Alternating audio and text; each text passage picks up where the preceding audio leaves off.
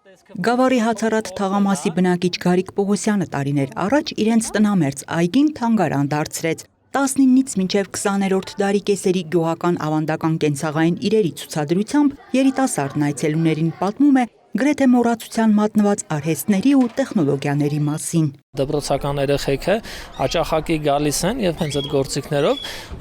բացատրում եւ ցույց են տալի հացի ստեղծման պատմությունը, ինչ գործիքներով, ինչ տարբերակներով, ինչ տանջանքով են այդ մի կտոր հացը վաստակել, որպեսզի ներկա սերունդը գնահատի իր ծնողների ստեղծած այդ մի կտոր հացը։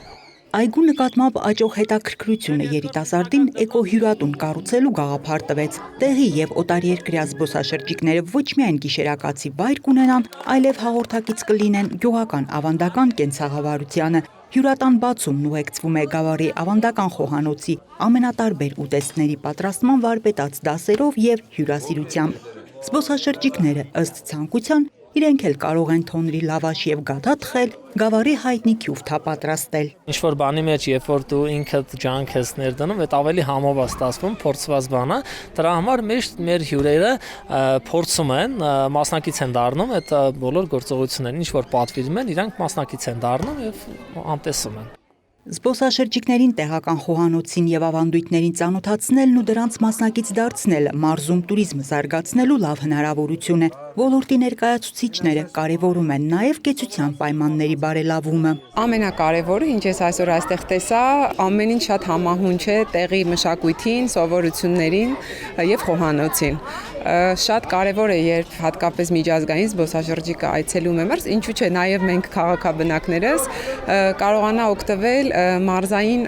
գաստրո փորձառնություններից։ Զբոսաշրջության կոմիտեն իր բոլոր գործիքներով կնպաստի նման նախաձեռնություններին, այդ թվում սոցիալական փաթեթով իրենց հանգիստը անցկացնող մեր քաղաքացիներին ուղղորդելով դեպի մարզեր, դեպի նման հյուրատներ։ Սա որպես զբոսաշրջային կարևորագույն ծառայություն նպաստում է նաև մեր տարածքում ընդհանրապես տնտեսական զարգացմանը։ Զբոսաշրջիկները տարբեր ծառայություններից են օգտվում եւ դա ուղղակի եւ անուղղակի ազդում է մեր